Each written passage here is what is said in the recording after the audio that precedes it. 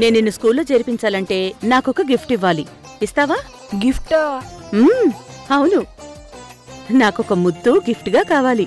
అదిస్తేనే నేను నిన్ను చదివిస్తాను. అలాగే.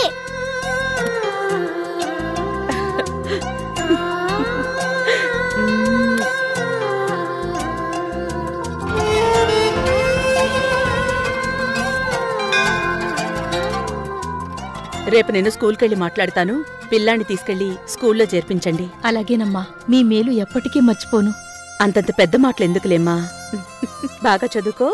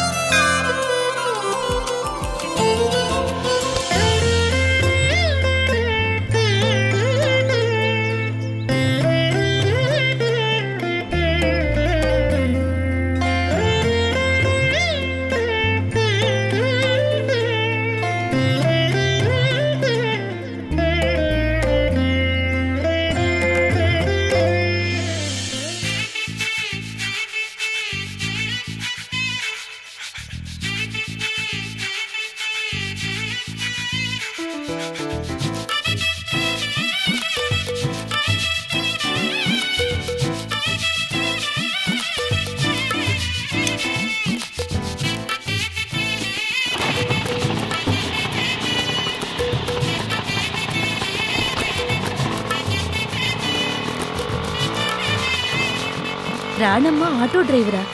అవునమ్మా, రాణమ్మ ఆటో డ్రైవరే. పెద్దోళ్ళకు కూడా ఇంత గొప్ప మనసుండదు. నిజంగా రాణమ్మ దేవత.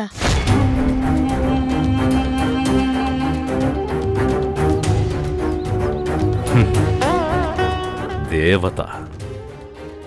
ఈ దేవతను కూడా ఆడించగల శక్తి ఇంకొకటి ఉంది.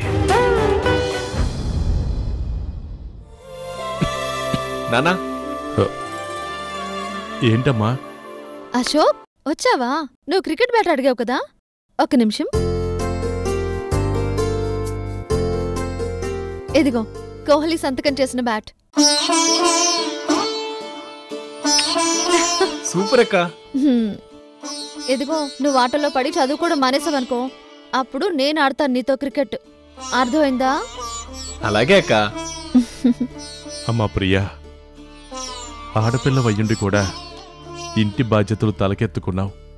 తండ్రిగా నేనుండి కూడా నీకు భారమయ్యానే తప్ప అబ్బా నాన్న, మళ్ళీ మొదలెట్టావా? అయినా మీరు భారమేంటి? మీరంతా నా బాధ్యత.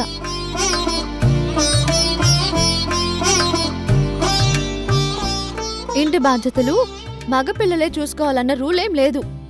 ఆడపిల్లలైనా చూసుకోవచ్చు. అన్నయ్య గనక చదువు మానేసి ఇంటి బాధ్యతల కోసం ఉద్యోగం చేస్తుంటే ఏమయ్యేది? ఏదో చిన్న ఉద్యోగం చేసి చాలని జీతంతో జీవితం మొత్తం ఇబ్బంది పడేవాడు. అదే రేపు డిగ్రీ అయిపోతే ఒకేసారి పెద్ద ఉద్యోగం చేసి పెద్ద జీతం సంపాదిస్తాడు. ఏమన్నయ్యా? అవును ప్రియా, ఈ ఒక్క సంవత్సరం అయిపోతే నాకు జాబ్ వచ్చేస్తుంది. ఇంటి బాధ్యత మొత్తం నేనే చూసుకుంటాను. అదిగో చూసావా నాన్న, అన్నయ్య ఏం చెప్పాడు? మీరేం బాధపడకండి. అయినా అన్నయ్యలాగా చదివే బుర్రా నాకు లేదు. అన్నయ్య, తమ్ముడు, టిఫిన్ చేసి పెట్టాను, తినేయండి. సరే. కాలేజ్కి వెళ్ళేటప్పుడు క్యారేజ్ తీసుకువెళ్ళడం మర్చిపోవద్దు. అలాగే ప్రియా. వెళ్ళొస్తాను. అశోక్, ఆటల్లో పడి తినడం మర్చిపోవద్దు. అర్థమైందా? అర్థమైందిలే అక్క. అన్నయ్య, నేను కూడా వెళ్ళొస్తాను. సరే ప్రియా. నాన్న, వస్తానన్నా.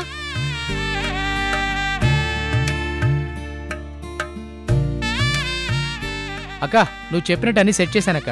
థ్యాంక్స్ చోటు. థ్యాంక్స్ అక్క.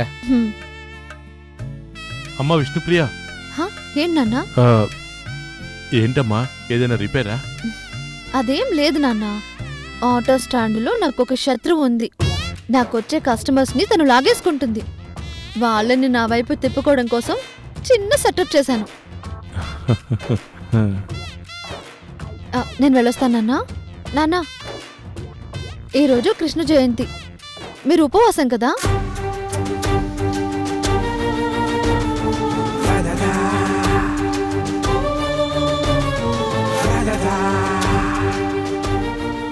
అలాగని గుడికి వెళ్తారా అంటే అది లేదు. నాకొక్కటి మాత్రం అర్థమైంది నాన్న, నువ్వు దేవుడి కోసం ఉపవాసం ఉండట్లేదు, ఇంకెవరి కోసమో ఉంటున్నావు. అదెవరి కోసం అంటే మాత్రం చెప్పరు.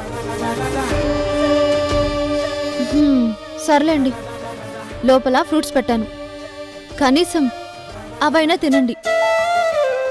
మేము తింటాంలే అమ్మా, నువ్వు జాగ్రత్తగా వెళ్ళు. సరే, నేను వెళ్ళొస్తాను.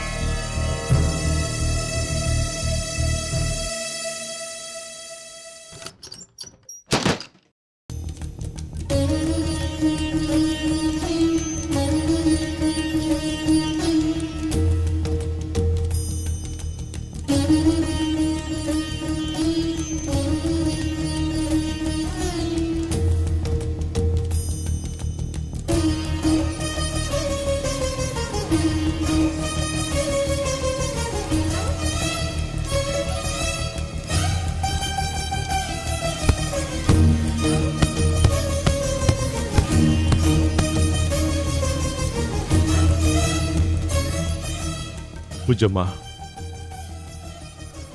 కృష్ణ జయంతి రోజే ఎందుకు ఉపవాసం ఉంటావని మన విష్ణుప్రియ అడుగుతుంది. నేను దానికి ఏం సమాధానం చెప్పాలి? ఇంతకీ నువ్వెక్కడున్నావు బుజ్జమ్మ?